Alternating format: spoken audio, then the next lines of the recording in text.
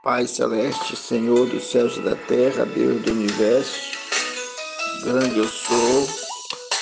Para mim é um privilégio estar na tua presença e te glorificar, te bendizer e te exaltar, por seres o Deus que és, Deus de bondade, Deus de justiça, Deus de fidelidade, o Senhor que nos ampara, o Senhor nossa sabedoria, o Senhor nossa salvação, nosso baluarte, em quem confiamos, a ti, a quem pertencemos de coração.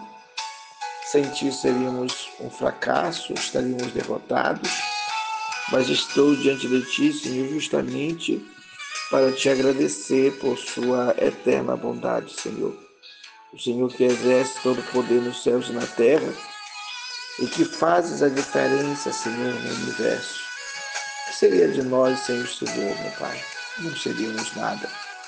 Por isso te honramos e te agradecemos. Continua conosco, em nome de Jesus.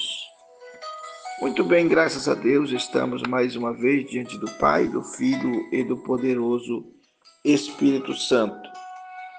É mês de outubro, hoje dia 30, penúltimo dia do mês, melhor falando. Oração a toda hora. Como Jesus Cristo é mencionado nas cartas de Paulo no Novo Testamento. Hoje nós estamos entrando na carta aos Coríntios. Nós estaremos fazendo a visão geral da carta aos Coríntios. As cartas de Paulo aos Coríntios abordam problemas internos da igreja em Corinto, como divisões, imoralidade sexual e desordem nos cultos, oferecendo orientações sobre unidade, autodisciplina, a primazia do amor.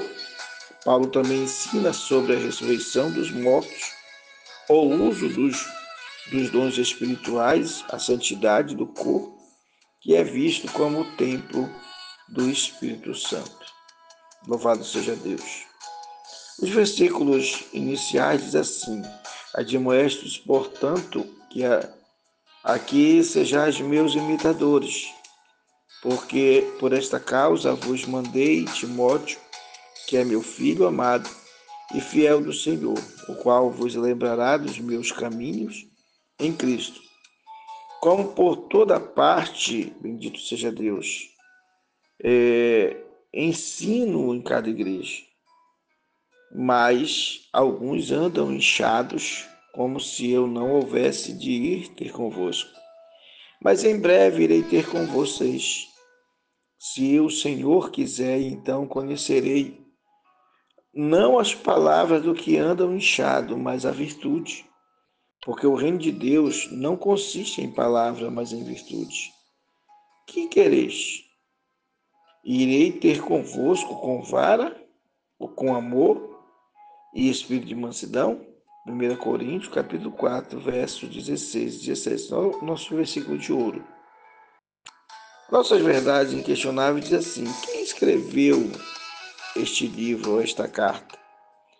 O versículo inicial da primeira epístola aos Coríntios indica que ela foi enviada pelo apóstolo Paulo, um discípulo chamado Sóstenes, que pôde ter servido como escrevente de Paulo. 1 Coríntios, capítulo 1. Embora os detalhes da função de Sóstenes sejam desconhecidos, está claro que Paulo foi o autor do conteúdo dessa epístola. 1 Coríntios, capítulo 16, verso 21 e 24. Bendito seja Deus. Nosso destaque diz assim: ora, há diversidade de dons, mas o Espírito é o mesmo. Há diversidade de ministério, mas o Espírito é o mesmo. Há diversidade de operações, mas o mesmo Deus que opera tudo em todos. Mas a manifestação do Espírito é dada a cada um para o que for útil. Ora, vós sois o corpo de Cristo e seu membro em particular. 1 Coríntios 12, verso 4 a 7 e o versículo 27. Esses assuntos nós vamos estar ministrando, falando lá na frente, porque hoje é só o geral, né? Nossa leitura diz assim: a Igreja de Deus que está em Corinto, aos santificados em Cristo Jesus, chamados santos, com todos os que em todo lugar invocam o nome do Senhor Jesus Cristo, Senhor deles e nosso. Porque em tudo fostes enriquecido nele, e em toda palavra e em todo conhecimento, como foi o mesmo testemunho de Cristo confirmado entre vós, de maneira que nenhum de longe vos faltava, esperando a manifestação do nosso Senhor Jesus Cristo, o qual vos confirmará também até ao fim, para seres irrepreensíveis no dia do nosso Senhor Jesus Cristo. Fiel é Deus, pelo qual fostes chamados à comunhão de seu Filho Jesus Cristo, nosso Senhor. Porque a palavra da cruz é loucura para quem perece, mas para nós que somos salvos é o poder de Deus. Porque está escrito: destruirei a sabedoria dos sábios e aniquilarei a inteligência dos inteligentes. Onde está o sábio? Onde está, ó escriba? Onde está o inquiridor deste século? Porventura não tornou Deus louca a sabedoria do mundo? Visto como na sabedoria deste mundo, o mundo não conheceu a Deus, ou na sabedoria de Deus, o mundo não conheceu a Deus pela sua sabedoria. Aprove a Deus salvar os crentes pela loucura da pregação. Porque os judeus pedem sinal, os gregos buscam sabedoria, mas nós pregamos a Cristo crucificado, que é escândalo para os judeus e loucura para os gregos. Mas para os que são chamados, bendito seja Deus, tanto judeus como gregos, lhes pregamos a Cristo, poder de Deus e sabedoria de Deus. Vós sois dele em Jesus Cristo, o qual para nós foi feito por Deus sabedoria e justiça, e santificação e redenção, para que, como está escrito, aquele que se glorie, glorie-se no Senhor. 1 Coríntios 1, 1 Coríntios, capítulo 1. Veja só essa expressão, que mas vós sois dele em Jesus Cristo, o qual, quem é esse o qual? Jesus, né? O qual nos foi feito, ou melhor, o qual para nós foi feito por Deus, sabedoria, justiça, santificação e redenção. Essas figuras aqui, ou essas expressões, demonstram que Paulo apontava Jesus para os coríntios. Ele apontava várias coisas, várias formas, mas essas 4 aqui: sabedoria, justiça, santificação e redenção, né? Outra expressão que as pessoas questionam muito e dizem que a gente não pode falar isso, mas para nós que somos salvos, é uma expressão do apóstolo Paulo. Por que ele diz para nós? Porque a partir do momento que se converte a Cristo, passa a nascer de novo e passa a viver em função do Evangelho, a pessoa não pode se considerar uma pessoa condenada. Jamais nós vamos viver uma condenação se temos o perdão. Vamos dizer, uma pessoa que foi processada, durante o período que ela está sendo processada, ela é considerada réu. Ela não pode ser julgada como criminosa.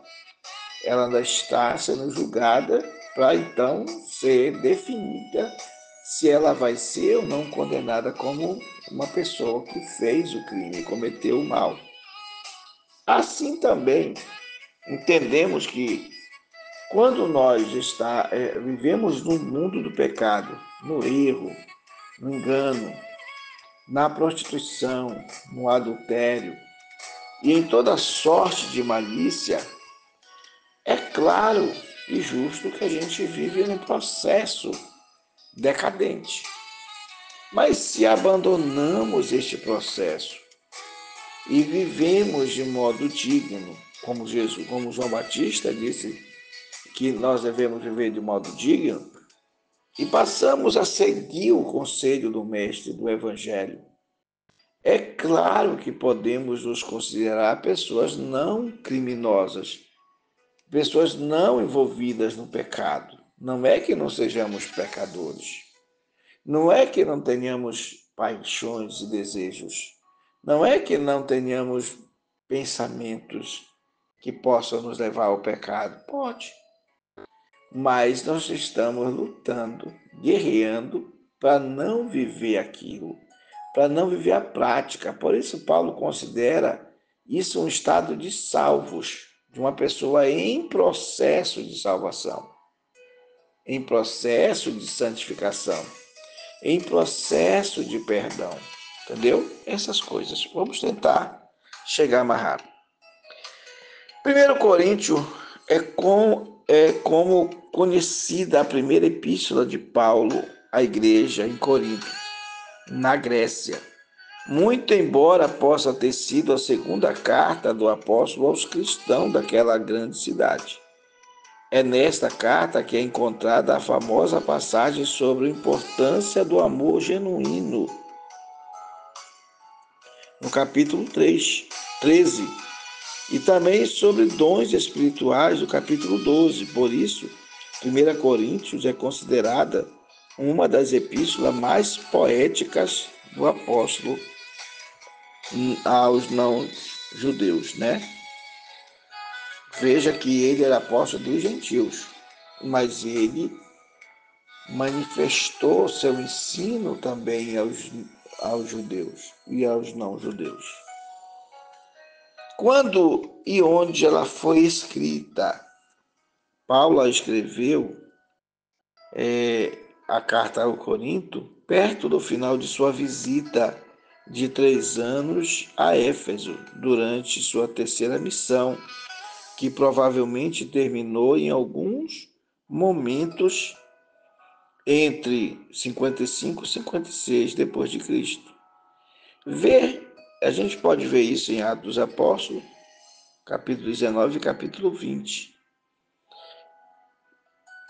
A primeira epístola do apóstolo Paulo aos Coríntios deixa bem claro que os membros da igreja não eram unidos e que algumas práticas e crenças pagãs começavam a influenciar sua observância nos princípios do evangelho e nas ordenanças.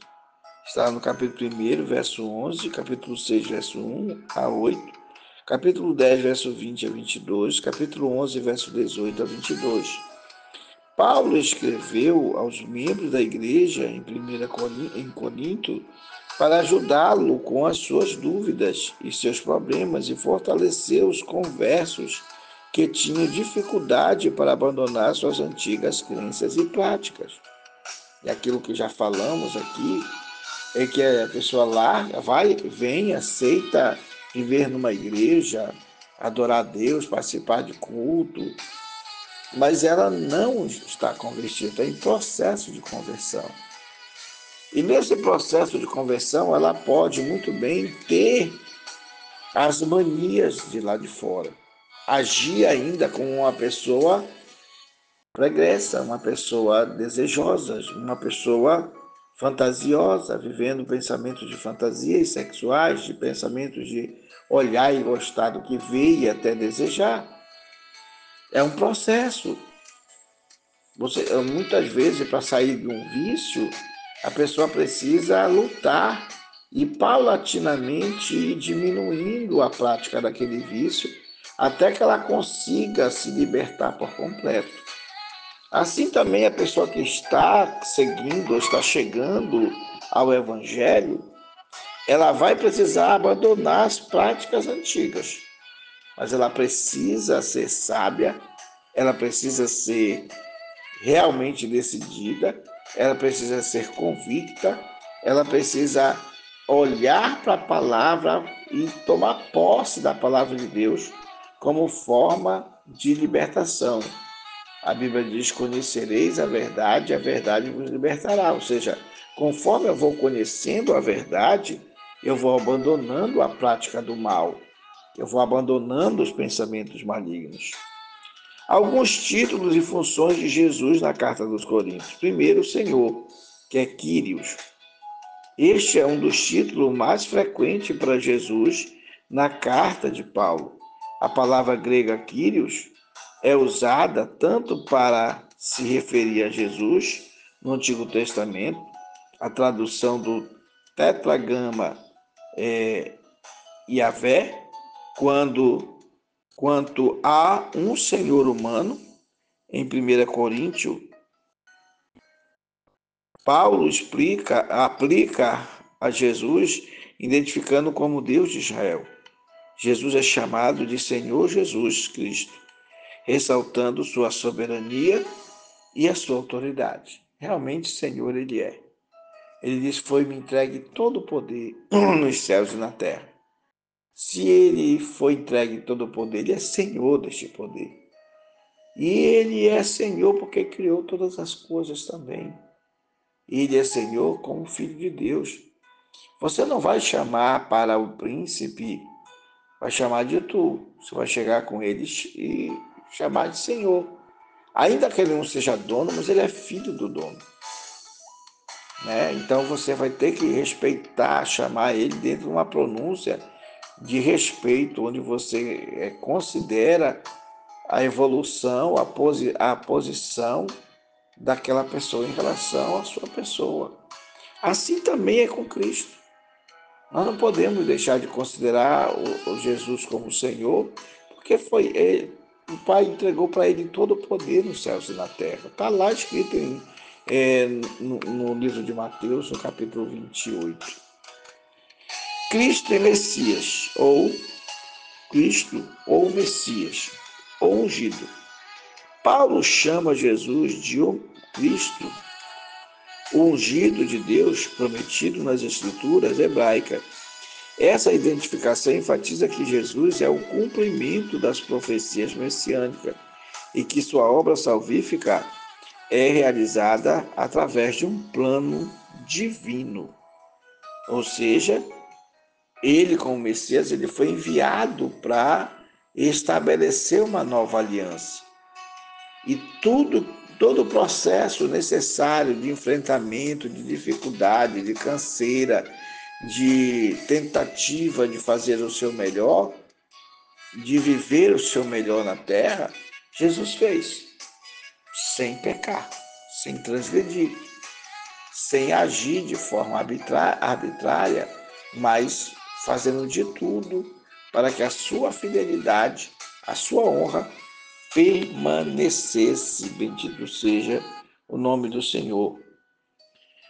Outra questão, Filho de Deus. Jesus é referido como Filho de Deus, a quem o Pai revelou a Paulo. Essa revelação filial aponta para a origem divina de Jesus e sua autoridade como revelador de Deus. 1 Coríntios 15, 28, Paulo também diferencia Jesus de Deus Pai, indicando que no fim o Filho se submeterá também ao Pai. Porque assim como Deus entregou a Jesus todo o poder nos céus e na terra, Jesus só não é maior que o Pai. Mas Jesus faz todas as coisas que o Pai faz e concorda com todas as coisas que o Pai lhe diz, e é permitido pelo Pai de fazer todas as coisas que ele quer para o bem do seu povo, para o bem daqueles que o amam, que amam a Deus. O segundo Adão também, Jesus é considerado o segundo Adão e o segundo homem. Que é o primeiro Adão, ele foi feito alma vivente. O segundo Adão, o espírito vivificante. O primeiro Adão foi feito homem, apenas homem. O segundo Adão foi feito homem e Deus. Né? Ele era 100% homem e 100% Deus. 1 Coríntios, capítulo 15, verso 45, Paulo contrasta Jesus como Adão, chamando de segundo Adão, e o segundo homem, enquanto que o primeiro Adão trouxe a morte por meio do pecado, Jesus Cristo, o último Adão, trouxe a vida por meio da ressurreição. Essa identificação estabelece Jesus como a nova cabeça da humanidade e que restaura o que foi perdido. Imagine você, de repente, estar do lado, perto daquele que tem todo o poder nos céus e na terra. Como não será essa emoção? Tomé, depois de tudo, quando meteu a mão nas chagas de Jesus, ele disse: Senhor, Senhor, meu rei, Senhor, mestre, né? Ele reconhece Deus, ele reconhece Jesus como Senhor. E Jesus olha para ele e diz: se tu, só por tu ver, tu já confessa, imagina se tu, aqueles que não veem, mas que vão crer.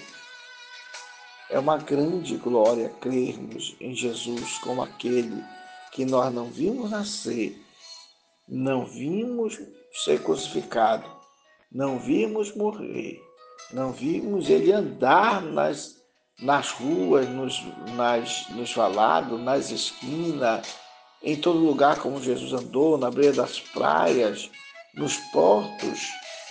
E se naquela época houvesse aeroporto, Jesus também teria usado.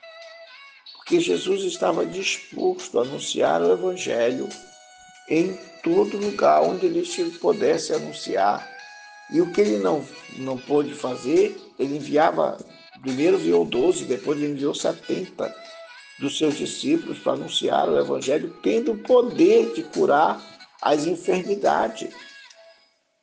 O próprio apóstolo vieram dizendo que eles viam o diabo, os demônios caírem como fogo na terra, descerem, caírem, serem lançados desde a eternidade. Sabedoria de Deus é outra situação que Paulo apresenta Jesus como sabedoria de Deus. Nós lemos o versículo, no versículo 24. Paulo apresenta Jesus como poder de Deus e sabedoria de Deus. Ele contrasta a sabedoria deste mundo com a sabedoria de Deus, que é revelada em Cristo Jesus. A sabedoria de Deus, ela nunca pode ser comparada com a sabedoria vivida no mundo. Não importa a ciência que ela alcance, não importa a grandiosidade da sabedoria humana, nunca será perfeito como perfeito é o Senhor em todos os seus caminhos. Verbo encarnado. Embora não use o termo encarnado explicitamente nas cartas de Corinto, a teologia de Paulo revela a crença de Jesus Cristo em manifestação humana de Deus. Em Jesus, o Deus transcendente se revelou de forma pessoal e concreta. Ele estava no princípio com Deus, ele era Deus. Tudo que foi feito por ele, sem ele nada do que foi feito se fez. Ele estava no princípio de Deus, com Deus, e ele habitou entre nós e vimos a sua glória como a glória do unigênito do Pai, cheio de graça e de verdade. Jesus, ele é esse verbo encarnado que produz vida em nós, que nos dá libertação através da verdade, que nos orienta através da palavra do ensino do Evangelho. Jesus também é o cabeça da igreja. A igreja é o corpo de Cristo. 1 Coríntios 12, verso 27. Jesus é a cabeça deste corpo. Essa metáfora ressalta a união das pessoas com Jesus na sua autoridade, na sua autoridade. Jesus, ele é autoridade sobre toda a comunidade cristã. Ele manda em tudo. Quem dera que nós fôssemos guiados no nosso cérebro, em nossas decisões, em nossos pensamentos, pela pessoa de Jesus. Acredito que a nossa alegria seria maior, nossa felicidade seria permanente. Nosso conteúdo de vida, nosso caráter seria demonstrado através desta honra de estar interligado em Cristo Jesus. Então, Jesus é a cabeça que deve orientar toda a igreja em todos os sentidos. A mensagem central de Corinto é a cruz de Cristo, reafirmando mais uma vez que ela é a maior manifestação do poder de Deus. Nos primeiros versos, Paulo conta que aconteceu ou que recebeu notícia da igreja, através de uma irmã em Cristo chamada Chloe. Ela enviou informações do pecado sexual, desentendimento, ciúmes, favoritismo, idolatria e até mesmo de questões judiciais na igreja de Corinto. Imagina essa situação, né? As pessoas dizem que a pessoa pode estar fuxicando, né? Mas a irmã Chloe, ela enviou a Paulo as perguntas dos irmãos, as dúvidas da igreja. E ela relatou a situação vergonhosa da questão sexual na igreja de Corinto. Porque como lá era centro cultural e ali se adorava aos deuses através da promiscuidade ou do culto à sexualidade, através da prostituição, através da lascívia, onde havia o sacrifício ao Deus com a prática sexual. Quando ela anuncia para Paulo que havia esse constrangimento de mistura entre pais e filhos, como hoje querem fazer, estabelecer uma lei que permite. Hoje nós estamos vendo o vídeo que está passando dos muçulmanos, melhor, de religiões, não vamos colocar aqui muçulmanos, mas de religiões, que fazem casamento de um adulto com uma criança. Os índios viveram muito isso. Segundo eles casavam cedo, aos 9 anos, mas segundo eles ficavam com as crianças até 12 anos sem tocar nelas.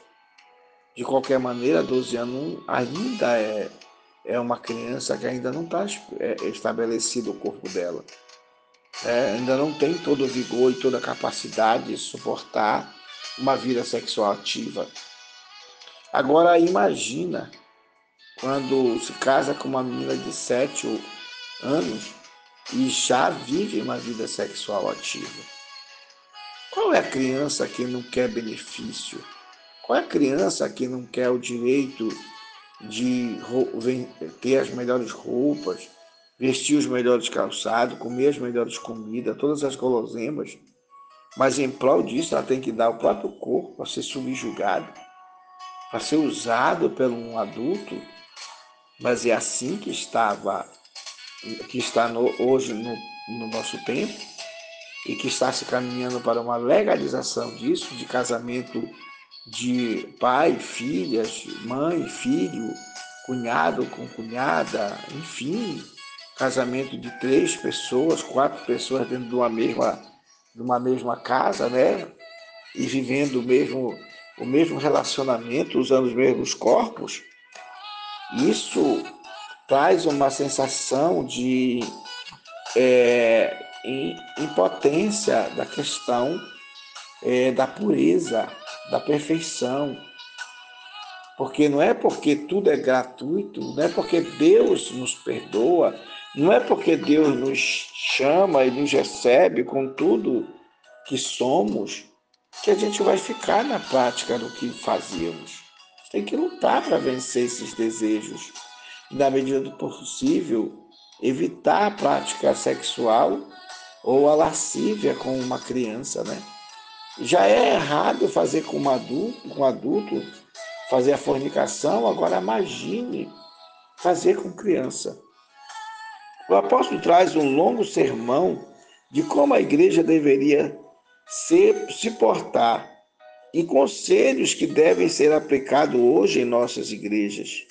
Ele explica sobre a maneira em que agradecemos a Jesus Cristo, ao ponto de dizer: portanto, suplico-lhes que sejam meus imitadores. como fui de Cristo, né? 1 Coríntios capítulo 4, verso 16. Paulo não vivia esse inferno, essa mistura sexual, essa loucura, né? Esses desejos carnais.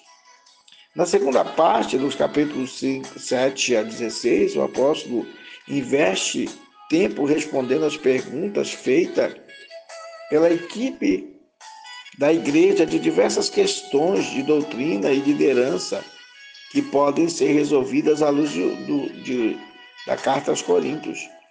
Dúvidas sobre alimentos sacrificados a ídolos, instruções sobre casamento, indagações sobre dons espirituais e profecia, além do capítulo 15 ser dedicado apenas para falar sobre a ressurreição de Cristo.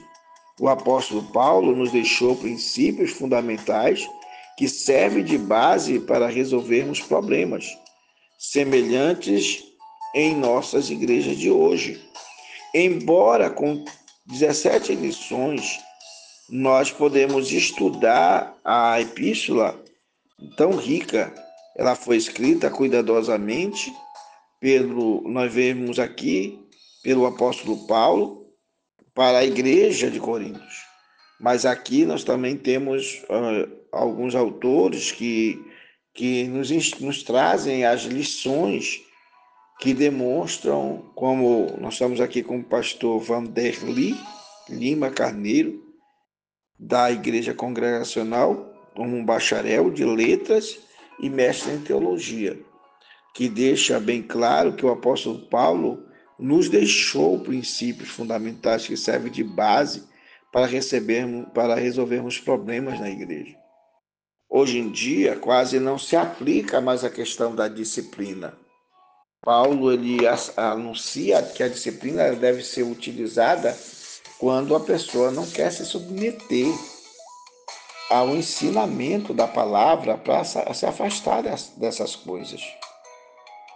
Quando a pessoa se torna uma pessoa totalmente contrária, não aceita ser guiado pelo Evangelho e quer viver dentro da comunidade da igreja, dentro da comunidade cristã, como se cristão fosse, praticando as coisas que o mundo oferece, que Satanás ofereceu para a humanidade.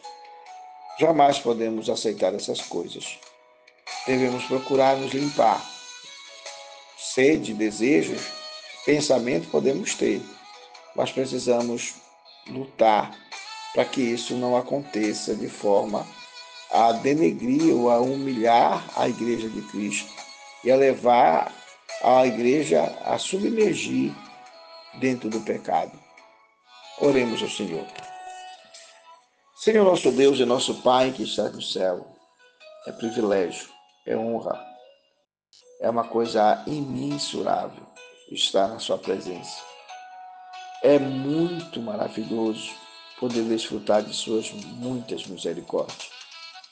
É grandioso saber que o Senhor está nos céus, no teu trono, e que através do teu Espírito que está aqui na terra, o Senhor oferece para nós a oportunidade de conhecer a tua palavra e, da medida do possível, Senhor, nos tornarmos limpos, santificados e de nos envolvermos, Senhor, com as coisas boas e agradáveis do Evangelho. Meu Pai amado, meu Senhor, para mim, Senhor, é importante poder estar diante de Ti e orar, Senhor. Orar por mim, pelos meus filhos, pelas minhas filhas. Orar, Senhor, pelos meus irmãos, meus amigos, meus tios irmãos. Orar pelos meus primos, sobrinhos, cunhados, cunhadas. Orar pela família, pela minha esposa, pelos meus vizinhos, pelos meus amigos, meu Pai. E orar por pessoas que não conheço. Pessoas que eu não acompanho o seu dia a dia, sua maneira de pensar, seu jeito de julgar as coisas. E eu não estou, como eu disse hoje para aquela jovem senhora, que eu não tenho condições de entrar na mente das pessoas e mudar as suas atitudes, Senhor. As pessoas querem oração, elas querem cura, elas querem portas abertas, Elas desejam que o Senhor tenha soluções para os seus problemas, mas a maioria delas não quer comunhão, não quer ler a tua palavra, não quer passar tempo para aprender a tua palavra e depois orar, Senhor, e clamar, e chorar aos teus pés, se arrependendo dos seus pecados, porque não há perfeitos no mundo, Senhor. Só o teu Espírito Santo e a tua palavra é perfeita neste mundo. Todos os outros homens são pecadores. Todos nós somos propensos, Senhor, a cometer atos que envergonham a tua santidade, que ofendem o seu modo de nos enxergar. Mas eu te peço, não desiste de nós, Senhor. Não nos abandona aos nossos próprios desígnios, aos nossos próprios desejos. Nos ajuda a vencer o mal na prática do bem, a viver uma vida de agrado e não uma vida, Senhor, desgastante, ofensiva diante de Ti. Perdoa nossos pecados e nos santifica, Senhor, pela Tua palavra. E na medida do possível, Senhor, limpa-nos totalmente. Ajuda a tirar o lixo da nossa mente, do nosso coração, da nossa alma e viver uma vida de agrado diante de Ti. Olha aqueles que precisam de força, de graça, de saúde, de paz, que precisam de arrependimento, que precisam pedir perdão para alguém que ainda está vivo, mas se o perdão é para quem já morreu, Senhor.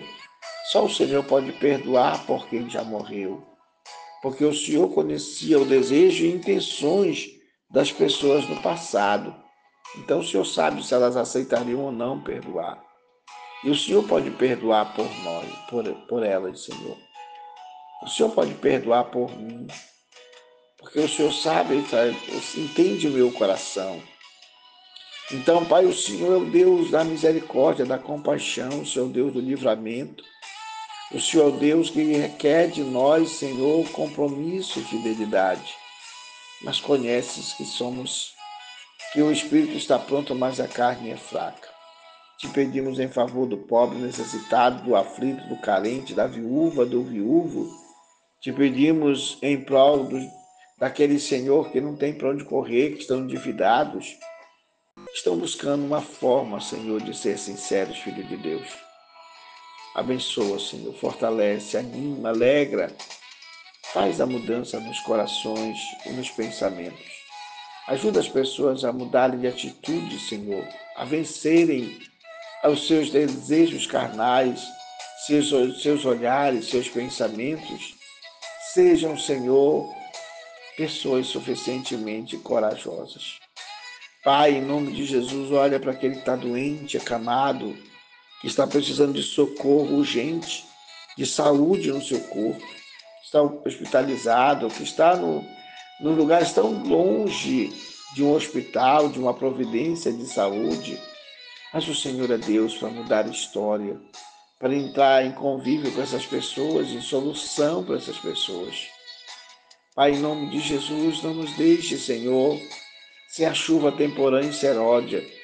Não nos deixa sem as transformações deste mundo, Senhor, vindo de Ti. Senhor, é para aqueles que são justos, são incorretos, são profanos, são mentirosos, são assassinos, são homicidas. Olha, Senhor dos altos céus, e contempla a nossa carência de uma justiça perfeita, Senhor. Pai, em nome de Jesus, estabelece nesse país uma solução para esse problema, Senhor, da bandidagem, da morte das pessoas viverem revoltadas a ponto de estarem dispostas a matar, desse ódio desenfreado, Senhor, desse desejo carnal. As pessoas não suportam mais as outras. Qualquer coisa já querem brigar, Senhor, ofender e perturbar a mente e a alma de outras pessoas. Nos perdoa, Senhor. Nos perdoa e nos santifica. Nos perdoa e nos modifica.